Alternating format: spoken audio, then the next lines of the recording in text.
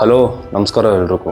ಈ ಒಂದು ವಿಡಿಯೋ ಏನ್ ನೋಡಿದ್ರಲ್ಲ, ಇದು ಉತ್ತರಾಖಂಡದ ಉತ್ತರಕಾಶಿ ಅನ್ನೋ ಒಂದ್ ಕಡೆ ನಡೆದಿರುವಂತಹ ಘಟನೆ. ಮಂಗಳವಾರ 5ನೇ ತಾರೀಕು ಸುಮಾರು 1:30 ಗಂಟೆ ಟೈಮ್ಗೆ ಮಧ್ಯಾಹ್ನ 1:30 ಗಂಟೆ ಟೈಮ್ಗೆ ಈ ಒಂದು ಜಾಗದಲ್ಲಿ ಮೇಘಸ್ಫೋಟ ಉಂಟಾಗುತ್ತೆ. ಇಲ್ಲಿ ಒಂದು ಖೀರ್ಗಂಗಾ ಅನ್ನೋ ನದಿ ಹರಿಯುತ್ತೆ. ಈ ಒಂದು ನದಿ ಮೇಲ್ಗಡೆ ಒಂದು ಮೇಘಸ್ಫೋಟ ಉಂಟಾಗಿ ಕೇವಲ 30 ರಿಂದ 40 ಸೆಕೆಂಡ್ ಅಲ್ಲಿ ಈ ಒಂದು ಮೇಘಸ್ಫೋಟದಿಂದ ದೊಡ್ಡ ಪ್ರವಾಹ ಉಂಟಾಗಿ ಅದು ಅಲ್ಲಿರುವಂತ ಸುತ್ತಮುತ್ತ 4-5 ಗ್ರಾಮಗಳನ್ನೇ ಮುಳುಗಿಸ್ತು. ಎತ್ತರ ಪ್ರದೇಶದಲ್ಲಿರುವಂತ ಜನ ಇದು ನೋಡಿ ಅವ್ರು ಎಷ್ಟೇ ಕಿರ್ಚಿದ್ರು, ಎಷ್ಟೇ ಕೂಗಾಡಿದ್ರು, ಎಷ್ಟೇ ಶಿಳ್ಳೆ ಹೊಡೆದ್ರು ಕೆಳಗಡೆ ಆ ನದಿ ದಂಡೆ ಪಕ್ಕದಲ್ಲಿದ್ದಂತಹ ಜನಗಳಿಗೆ ಯಾವುದೇ ರೀತಿ ಕೇಳಿಸಲ್ಲ.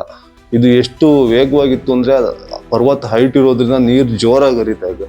ಆ ನೀರ್ ಜೊತೆಗೆ ಬರೀ ನೀರು ಮಾತ್ರ ಬಂದಿದೆ, ಅದ್ರ ಜೊತೆಗೆ ಕಲ್ಲು, ಮಣ್ಣು, ಅಲ್ಲಿರುವಂತ ಎಲ್ಲಾ ವಸ್ತುಗಳನ್ನ ತನ್ನ ಜೊತೆ ಎಳ್ಕೊಂಬಂದು ಅದು ಇಡೀ ಗ್ರಾಮಗಳನ್ನೇ ನಾಶ ಮಾಡೈತೆ ಅಂತ ಹೇಳ್ಬೋದು. ವಿಡಿಯೋದಲ್ಲಿ ನೋಡ್ತಿರೋಂಗೆ ಸುಮಾರು ಜನ ಅವ್ರಿಗೆ ಟೈಮೇ ಸಿಕ್ಕಿಲ್ಲ. ಆ ಒಂದು ಶಬ್ದ ಕೇಳಿ ಈಚಿಗೆ ಬಂದವ್ರಿಗೆನೆ ಅದು ಫುಲ್ಲು ಪ್ರವಾಹದಲ್ಲಿ ಸಿಕ್ಕೊಂಡು ಸತ್ತೇ ಹೋಗ್ಬಿಟ್ಟವ್ರೆ. ನೀವು ನೋಡ್ದಂಗೆ ಈ ಒಂದು ಸ್ಥಳ ಏನಿದೆ ಅದು ನಮ್ಮ ಸೇನೆ ಕ್ಯಾಂಪ್ನಿಂದ ಸುಮಾರು 4-5 ಕಿಲೋಮೀಟರ್ ದೂರದಲ್ಲಿ ಅಷ್ಟೇ ಇದ್ದಿದ್ರಿಂದ ನಮ್ಮ NDRF, SDRF ಮತ್ತೆ ನಮ್ಮ ಇಂಡಿಯನ್ ಆರ್ಮಿಯವರು ಬೇಗ ಅಲ್ಲಿ ಹೋಗಿ ರಕ್ಷಣಾ ಕಾರ್ಯಾಚರಣೆ ಮಾಡಿದ್ದಾರೆ. ಆದ್ರಿಂದ ಸುಮಾರು ಜನನ ಅವ್ರು ಸೇವ್ ಮಾಡಿದ್ದಾರೆ. ಅಂತ 106 ಜನ ಅದ್ರಲ್ಲಿ ಕೆಳಗಡೆ ಹೂತ್ ಹಾಕೊಂಡು ಆಲ್ರೆಡಿ 106 ಜನ ಸತ್ತಿದ್ದಾರೆ ಕೂಡ ಹೌದು. ಈ ಬಗ್ಗೆ ಪ್ರಧಾನಿ ಮೋದಿ ಅವರು ಕೂಡ ಇನ್ಫಾರ್ಮೇಶನ್ ತಗೊಂಡು ಅಲ್ಲಿನ CM ಗೆ ಫೋನ್ ಮಾಡಿ ಅಗತ್ಯ ಇರುವಂತ ಎಲ್ಲಾ ಸಹಾಯಗಳನ್ನು ಮಾಡ್ತೀವಿ ಅಂತ ಭರವಸೆಯನ್ನ ಕೊಟ್ಟಿದ್ದಾರೆ. ಅಲ್ಲಿ NDRF, SDRF ತಂಡ ಜೊತೆ ಆ ಒಂದು ರಾಜ್ಯದ ಮುಖ್ಯಮಂತ್ರಿ ಭೇಟಿ ಮಾಡಿ ಅವರನ್ನೆಲ್ಲ ಏನ್ ನಡೀತಿದೆ, ಏನ್ ಪ್ರೋಗ್ರೆಸ್ ಅಂತ ಇನ್ಫಾರ್ಮೇಶನ್ ಕೂಡ ಕಲೆ ಹಾಕಿದ್ದಾರೆ. 106 ಜನರನ್ನ ಅಲ್ಲೇ ಲೋಕಲ್ ಅಲ್ಲಿರುವಂತಹ ಆಸ್ಪತ್ರೆಗೆ ಕೂಡ ಸೇರಿಸಿದ್ದಾರೆ. ಆ ಒಂದು ಇಮೇಜಸ್ ನ ನೋಡ್ತಿದ್ರೆ ಅಲ್ಲಿನ ಒಂದು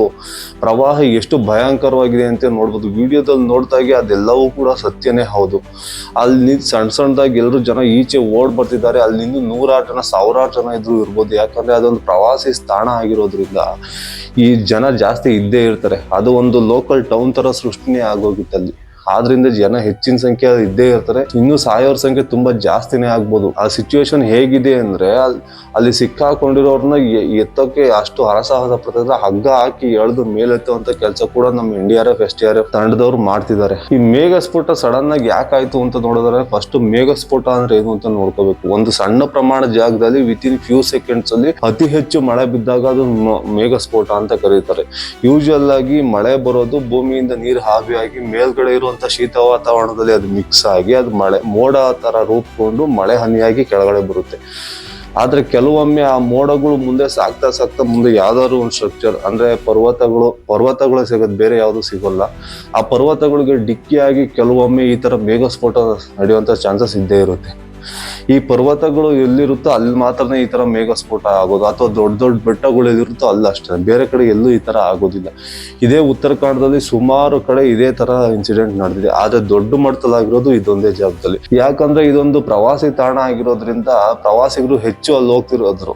ಅದಕ್ಕಾಗಿ ಇವ್ರೇನು ನದಿ ಅಕ್ಕಪಕ್ಕನೇ ಜನಗಳು ಮನೆನ ಕಟ್ಕೊಂಡು ಹೋಟ್ಲು, ಒಂದು ಟೌನ್ಶಿಪ್ ನೇ ಬಿಲ್ಡ್ ಮಾಡಿದ್ರು. ಆದ್ರೆ ನೀವು ಅಂದ್ಕೋಬಹುದು ಅಲ್ಲಿ ನದಿ ಇದ್ದೇ ಅಂದ್ಮೇಲೆ ಆ ನದಿಲಿ ನೀರು ಹೋಗ್ಲಾರ್ದೆ ಯಾಕೆ ಸಡನ್ ಆಗಿ ಪ್ರವಾಹ ಉಂಟಾಯ್ತು ಅಂತ. ಆದ್ರೆ ಮೇಘಸ್ಫೋಟ ಅನ್ನೋದು ಸಣ್ಣದಾಗಿ ಬೀಳುವಂತಹ ಮಳೆ ಅಲ್ಲ.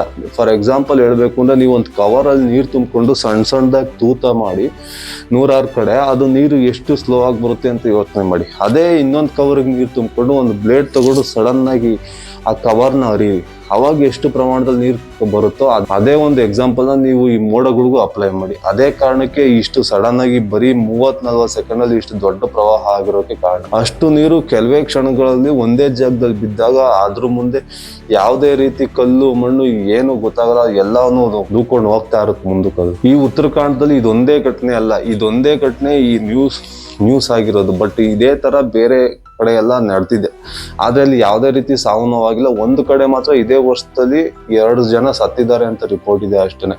ಬಟ್ ಇಷ್ಟು ಪ್ರಮಾಣದಲ್ಲಿ ಆಗಿಲ್ದೇ ಇರೋ ಕಾರಣ ಅದು ಯಾವುದು ಕೂಡ ಇಷ್ಟುವರೆಗೂ ರಿಪೋರ್ಟ್ ಮಾಡಿರ್ಲಿಲ್ಲ. ಇಲ್ಲಿ ಸುಮಾರು 106 ಜನ ಸತ್ತಿರೋ ಕಾರಣ ಇದು ಇಷ್ಟು ದೊಡ್ಡ ನ್ಯೂಸ್ ಆಗಿದೆ. ಇಂತಹ ಸ್ಥಳದಲ್ಲಿರೋ ಜನಗಳಿಗೆ ಈ ತರ ಇನ್ಸಿಡೆಂಟ್ ಆಗ್ತಿದೆ ಅಂದ್ರೆ ಮುಂಚಿತವಾಗಿ ಹವಾಮಾನ ಇಲಾಖೆಯವರು ಎಚ್ಚರಿಕೆಯಿಂದಿರಿ ಅಂತ ಒಂದು ಇನ್ಫಾರ್ಮೇಶನ್ ಕೊಡ್ತಾರೆ. ಆದ್ರೆ ಇಲ್ಲಿನ ಜನ ಹೇಳೋ ಪ್ರಕಾರ ಯಾವುದೇ ರೀತಿ ಇನ್ಫಾರ್ಮೇಶನ್ ಇವ್ರಿಗೆ ಹೋಗಿಲ್ಲ. ಯಾಕಂದ್ರೆ ಅಧಿಕಾರಿಗಳು ನೋಟಿಸ್ ಮಾಡಿ ಇವ್ರಿಗೆ ಇನ್ಫಾರ್ಮ್ ಮಾಡಿದ್ರು ಕೂಡ ಕೇವಲ 30 ರಿಂದ 40 ಸೆಕೆಂಡ್ ಅಲ್ಲಿ ಈ ಒಂದು ದುರಂತ ಆಗಿರೋದ್ರಿಂದ ಆ ಇನ್ಫಾರ್ಮೇಶನ್ ಬಂದಿದ್ರು ಅವರು ಈ ಒಂದು ದುರಂತನ ತಪ್ಸಕ್ ಆಗ್ತಿರ್ಲಿಲ್ಲ. ಈ ಒಂದು ಇನ್ಸಿಡೆಂಟ್ ನಮ್ಮ ದೇಶದಲ್ಲೂ ಇದೇ ಮೊದಲೇನಲ್ಲ. 2013 ಕೇದಾರ್ನಾಥ್ ಇನ್ಸಿಡೆಂಟ್ ಇದುವರೆಗೂ ಎಲ್ರಿಗೂ ನೆನಪಿದ್ದೇ ಇರುತ್ತೆ. ಯಾಕಂದ್ರೆ ಅದು ಅಷ್ಟು ದೊಡ್ಡ ಘಟನೆ ಆಗಿತ್ತು. ಅಲ್ಲೂ ಕೂಡ ಇದೇ ತರ ಒಂದು ದೊಡ್ಡ ಮೇಘ ಸ್ಫೋಟ ಆಗಿ ದೊಡ್ಡ ಪ್ರವಾಹನೆ ಸೃಷ್ಟಿಯಾಗಿತ್ತು. ಅಲ್ಲಿ ದೇವಸ್ಥಾನ ಒಂದೊಂದು ಬಿಟ್ಟು ಬೇರೆ ಯಾವುದು ಕೂಡ ಉಳಿದಿರ್ಲಿಲ್ಲ. ಅಲ್ಲಿ ಸುಮಾರು 6,000ಕ್ಕೂ ಹೆಚ್ಚು ಜನ ಸಾವಿಗೀಡಾಗಿದ್ರು. ಮತ್ತೆ 4,000ಕ್ಕೂ ಹೆಚ್ಚು ಹಳ್ಳಿಗಳು ಸಂಪೂರ್ಣವಾಗಿ ಹಾಳಾಗಿತ್ತು. ಆದ್ರೆ 2003 ನಮ್ಮ ಸರ್ಕಾರಗಳು ಎಚ್ಚೆತ್ಕೋಬೇಕಿತ್ತು. ಆದ್ರೆ ಇದುವರೆಗೂ ಏನು ಎಚ್ಚೆತ್ಕೊಂಡಿಲ್ಲ ಅಂತಲೇ ಹೇಳ್ತೀನಿ. ಯಾಕಂದ್ರೆ 2013 ಅಷ್ಟು ದೊಡ್ಡ ಇನ್ಸಿಡೆಂಟ್ ಆದ್ಮೇಲೆ ಕೂಡ ಈ ತರ ಸಣ್ಣ ಪುಟ್ಟ ಇನ್ಸಿಡೆಂಟ್ ಆಗಿ ಜನ ಸಾಯ್ತಾನೆ ಇದ್ದಾರೆ. ಆದ್ರೆ ನಮ್ಮ ಸರ್ಕಾರಗಳು ಯಾವುದೇ ರೀತಿ ಕ್ರಮಗಳನ್ನಂತೂ ತಗೋತಾ ಇಲ್ಲ. ಅಲ್ಲಿ ಇದೇ ವಿಚಾರವಾಗಿ ಸುಪ್ರೀಂ ಕೋರ್ಟ್ ಕೂಡ ಉತ್ತರಾಖಂಡದ ಸರ್ಕಾರಕ್ಕೆ ನೋಟಿಸ್ ಕೂಡ ಕೊಟ್ಟಿತ್ತು. ನೀವು ಅಭಿವೃದ್ಧಿ ಹೆಸರಲ್ಲಿ ಯಾವುದೇ ರೀತಿಯ ನೈಸರ್ಗಿಕ ಹಾನಿ ಮಾಡಕ್ ಹೋಗ್ಬಿಡಿ. ನೀವು ಹಂಗ್ ಮಾಡಿದ್ದೆ ಆದ್ರೆ ನಿಮ್ ರಾಜ್ಯ ಈ ಭೂಪಟದಲ್ಲಿ ಇಲ್ದಂಗ ಆಗೋಗುತ್ತೆ. ಯಾಕಂದ್ರೆ ಪ್ರಕೃತಿ ವಿಕೋಪಕ್ಕೆ ಸಿಲುಕಿ ನೀವೆಲ್ಲರೂ ಕೂಡ ಸಾಯ್ಬೇಕಾಗುತ್ತೆ ಅಂತ ಈ ಹಿಂದೆ ಸುಪ್ರೀಂ ಕೋರ್ಟ್ ಅವ್ರಿಗೆ ವಾರ್ನ್ ಕೂಡ ಮಾಡಿತ್ತು. ಇಷ್ಟು ವಾರ್ನ್ ಆದ್ರೂ ಕೂಡ ಅಲ್ಲಿನ ಸರ್ಕಾರ ಯಾವುದೇ ರೀತಿ ಕ್ರಮ ತಗೊಳ್ತದೆ ಇಲ್ಲಿಗಲ್ ಆಗಿ ಕನ್ಸ್ಟ್ರಕ್ಷನ್ ಮಾಡಕ್ ಹೋಗಿದ್ದಾರೆ. ಈ ರೋಡ್ನಾಗ್ಲಿ ಯಾವುದೇ ರೀತಿ ಒಂದು ಸೈಂಟಿಫಿಕ್ ಆಗಿ ಮಾಡಕ್ಕೆ ಹೋಗಿಲ್ಲ. ಬೆಟ್ಟನ್ ಹೆಂಗ್ ಬೇಕಂದ್ರೆ ಕಡಿ, ತೊರೆಗಳ್ನ ಹೆಂಗ್ ಬೇಕಂದ್ರೆ ಮಾಡು, ಚರಂಡಿಗಳ್ನ ಹೆಂಗ್ ಬೇಕಂದ್ರೆ ತೋಡು, ಈ ತರ ಒಂದು ಮಾಡಿ ಅಲ್ಲಿನ ಪರಿಸ್ಥಿತಿಗೆ ಹಾನಿ ಮಾಡಿರೋದೇ ಇಷ್ಟೆಲ್ಲ ದೊಡ್ಡ ಸಮಸ್ಯೆಗೆ ಕಾರಣನೇ ಅಂತ ಹೇಳ್ಬೋದು. ಯಾಕಂದ್ರೆ ಪರ್ವತಗಳು ಜನನ ಹೊತ್ಕೊಂಡು ಸಾಕೋಕೆ ಅಂತ ನಿರ್ಮಾಣವಾಗಿರೋದಲ್ಲ, ನೈಸರ್ಗಿಕವಾಗಿ ಹೇಳ್ತಾರೆ. ಭೂಮಿ ಅಷ್ಟೇ ಹಂಗಿರೋದು. ನಾವು ಮನುಷ್ಯರು ನಮ್ಮ ಒಂದು ಆಸೆಗೋಸ್ಕರ ಪರ್ವತಗಳ ಹತ್ರ ಹೋಗಿ ಈ ಟೂರಿಸಂನ ಇಂಪ್ರೂವ್ ಮಾಡ್ಬೇಕು ಅನ್ನೋ ಒಂದು ಹೆಸರಲ್ಲಿ ಈ ಪ್ರಕೃತಿನ ಹಾಳು ಮಾಡ್ತಾ ಇದ್ದೀವಿ. ಅಟ್ಲೀಸ್ಟ್ ಒಳ್ಳೆ ರೀತಿಲಾದ್ರೂ ಏನಾದ್ರು ಕನ್ಸ್ಟ್ರಕ್ಷನ್ ಮಾಡ್ತಿದಾರ? ಇಲ್ಲ. ನಿಮಗ್ ಗೊತ್ತು, ಈ ಉತ್ತರಾಖಂಡ, ಬಿಹಾರ ಇಲ್ಲಿ ಯಾವತ್ತೂ ಕೂಡ ಸೈಂಟಿಫಿಕ್ ಆಗಿ ಯಾವತ್ತೂ ಕೂಡ ಅವ್ರು ಮಾಡೋದಿಲ್ಲ. ಅವ್ರು ಮಾಡೋದೇನಿದ್ರು ದುಡ್ಡುಗೋಸ್ಕರ. ಬೆಟ್ಟನ್ ಹೆಂಗ್ ಬೇಕಂಗ್ ಕಡಿ, ಅದಕ್ಕೊಂದು ತಡೆಗೋಡೆ ಆಗ್ಲಿ ಏನಾದ್ರೂ ಮಾಡಿ ಅದನ್ನ ಸಂರಕ್ಷಣೆ ಮಾಡುವಂತ ಕೆಲಸ ಯಾವತ್ತೂ ಅವ್ರು ಮಾಡೋದಿಲ್ಲ. ಆದ್ರಿಂದಲೇ ಇಂಥ ದೊಡ್ಡ ದೊಡ್ಡ ವಿನಾಶಕಾರಿ ಘಟನೆ ನಡೀತಾನೆ ಇರ್ತಾವ. ಅಲ್ಲಿ ಈ ತರ ಪ್ರವಾಹ ಬಂದು ಬರೀ ನೀರ್ ಮಾತ್ರ ಹೋಗೋದಿಲ್ಲ. ಅಲ್ಲಿ ಇಷ್ಟೆಲ್ಲ ಮಣ್ಣು ಕಲ್ಲು ಬರ್ತವೆ ಅಂದ್ರೆ ಈ ಒಂದು ಅಭಿವೃದ್ಧಿ ಹೆಸರಲ್ಲಿ ಅಲ್ಲಿ ಮಾಡ್ತಿರುವಂತಹ ಕ್ರೌರ್ಯ, ಅದರಿಂದಲೇ ಇಷ್ಟೊಂದು ದೊಡ್ಡ ದುರಂತಕ್ಕೆ ಆ ಒಂದು ಸರ್ಕಾರನೇ ಕಾರಣ ಅಂತ ಹೇಳ್ಬೇಕು. ಇವತ್ತು ಇಷ್ಟು ದೊಡ್ಡ ಇನ್ಸಿಡೆಂಟ್ ಆಗಿದೆ. ಇನ್ನು ಮುಂದೆ ಆದ್ರೂ ನಮ್ಮ ಸರ್ಕಾರಗಳು ಎಚ್ಚೆತ್ಕೊಳ್ಳಿಲ್ಲ ಅಂದ್ರೆ ಇನ್ನು ಇದೇ ತರ ಪ್ರಾಣಹಾನಿ ಸಂಭವಿಸ್ತಾನೆ ಇರ್ತದೆ. ಅಲ್ಲಿನ ಸರ್ಕಾರಗಳು ಅಭಿವೃದ್ಧಿ ಹೆಸರಲ್ಲಿ ಕಾಡು ನಾಶ ಮಾಡೋದನ್ನ ಫಸ್ಟ್ ನಿಲ್ಲಿಸ್ಬೇಕು. ಪರಿಸರನ ಮೊದಲು ಉಳಿಸ್ಬೇಕು. ಪರಿಸರ ಇದ್ರೇನೆ ನಾವು. ಈ ಪರಿಸರನ ಅಭಿವೃದ್ಧಿ ಹೆಸರಲ್ಲಿ ಹಾಳು ಮಾಡ್ತಾ ಹೋದ್ರೆ ಆ ಒಂದು ಪರಿಸರ ಕೂಡ ನಮ್ಗೆ ಇದೇ ರೀತಿ ಪೆಟ್ಟನ್ನು ಕೊಡ್ತಾನೆ ಇರುತ್ತೆ. ಅದ್ರ ಮುಂದೆ ನಾವು ನಿಲ್ಲೋದಕ್ ಸಾಧ್ಯ ಇಲ್ಲ.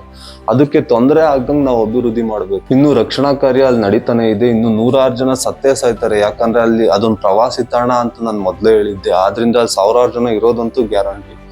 ಯಾಕಂದ್ರೆ ನೀವೇನ್ ವಿಡಿಯೋದಲ್ಲಿ ನೋಡಿದ್ರಲ್ಲ, ಅದು ಬಂದು ಸ್ಟ್ರೈಟ್ ಹೊಡೆದಿರೋದೇ ಆ ಒಂದು ಟೌನ್ಶಿಪ್ ಅಂತ ಏನಿದ್ ಬಿಲ್ಡ್ ಮಾಡಿದ್ರ ಅಲ್ಲಿ ಸುತ್ತಮುತ್ತ ಬರೀ ಸಣ್ಣ ಪುಟ್ಟ ಮನೆಗಳು ಇರ್ಲಿಲ್ಲ. ಅಲ್ಲೆಲ್ಲ ದೊಡ್ಡ ದೊಡ್ಡ ಹೋಟೆಲ್ಗಳು ಇದ್ದಿದ್ದು. ಅಷ್ಟು ದೊಡ್ಡ ದೊಡ್ಡ ಹೋಟೆಲ್ಗಳು ಇದಾವೆ ಅಂದ್ರೆ ಅಲ್ಲಿ ಯಾರು ಇಲ್ದೆ ಅಂತೂ ಇರೋದಿಲ್ಲ. ಜನಗಳು, ಪ್ರವಾಸಿಗರು ಅಲ್ಲಿ ಇದ್ದೇ ಇರ್ತಾರೆ. ಸಾವು ನೋವುಗಳ ಸಂಖ್ಯೆ ಇನ್ನು ಜಾಸ್ತಿನೇ ಆಗುತ್ತೆ ಅಂತ ಹೇಳ್ಬೋದು. ಅಲ್ಲೇನೋ ಅಕಸ್ಮಾತ್ 5,000 ಜನ ಇದ್ರು ಅಂದ್ರೆ ಅಷ್ಟು ಜನ ಸತ್ತಿರ್ತಾರೆ. ಯಾಕಂದ್ರೆ ನೀವು ವಿಡಿಯೋದಲ್ಲಿ ನೋಡಿದಾಗಿ ಅಲ್ಲಿ ಬದುಕಿರೋ ಚಾನ್ಸಸ್ ತುಂಬಾನೇ ಕಡಿಮೆ. ಈ ಮನುಷ್ಯ ಏನ್ ಮಾಡ್ತಿದ್ದಾನೆ ಅಂದ್ರೆ ಅಲ್ಲಿ ಏನ್ ನಾರ್ಮಲ್ ಆಗಿ ಒಂದು ನದಿ ಹೋಗ್ತಿದ್ರೆ ಅದನ್ನ ಸುಮ್ಮನೆ ಹರಿಯೋಕ್ ಬಿಡ್ತಿಲ್ಲ. ಅಲ್ಲಿ ಅಣೆ ಕಟ್ಟಿ ಅಲ್ಲಿ ಬ್ರಿಡ್ಜ್ಗಳನ್ನ ಕಟ್ಟಿ ಅಕ್ಕಪಕ್ಕ ಮನೆಗಳನ್ನ ಕಟ್ಟಿ ಆ ನದಿನ ಇಷ್ಟು ದೊಡ್ಡ ಇರೋ ನದಿನ ಇಷ್ಟು ಸಣ್ಣದಾಗಿ ಮಾಡಿರ್ತಾನೆ. ಆ ದೊಡ್ಡದಾಗಿ ಏನಾದ್ರು ಒಂದು ಮಳೆ ನೀರು ಬಂದ್ರೆ ಇಷ್ಟು ಸಣ್ಣದಾಗಿರೋ ಜಾಗದಲ್ಲಿ ಅದಕ್ಕೆ ಹರಿಯೋಕ್ ಚಾನ್ಸೇ ಇಲ್ಲ. ಯಾಕಂದ್ರೆ ಅದು ಫಸ್ಟ್ ಎಷ್ಟು ಸೈಜ್ ಇರುತ್ತೋ ಅದ್ರಲ್ಲಿ ಹರಿದೇ ಹರಿಯುತ್ತೆ. ಅವಾಗ ಪ್ರವಾಹ ಆಗೋದಂತೂ ಗ್ಯಾರಂಟಿ. ಅವಾಗ ಪ್ರಕೃತಿ ಮೇಲೆ ನಾವು ಧೋರಣೆ ಮಾಡೋಕ್ ಆಗೋದಿಲ್ಲ. ಅದ್ ನಾವು ಮಾಡ್ಕೊಂಡಿರೋ ತಪ್ಪು ನಾವು ಅನುಭವಿಸ್ಲೇಬೇಕು. ದಯವಿಟ್ಟು ಸರ್ಕಾರಗಳು ಇದ್ರ ಬಗ್ಗೆ ಎಚ್ಚೆತ್ಕೊಂಡು ಇನ್ ಮುಂದೆ ಕೆಲಸ ಮಾಡ್ಬೇಕು. ಇದ್ರ ಬಗ್ಗೆ ನಿಮ್ಗೆ ಏನ್ ಅನ್ಸುತ್ತೆ ದಯವಿಟ್ಟು ಕಮೆಂಟ್ ಮಾಡಿ. ಯಾರಾದ್ರೂ ವಿಡಿಯೋ ನೋಡ್ತಿದ್ರೆ ದಯವಿಟ್ಟು ಸಬ್ಸ್ಕ್ರೈಬ್ ಮಾಡಿ. ನಿಮ್ ಸಪೋರ್ಟ್ ನನಗೆ ತುಂಬಾನೇ ಮುಖ್ಯ. ನಮಸ್ಕಾರ.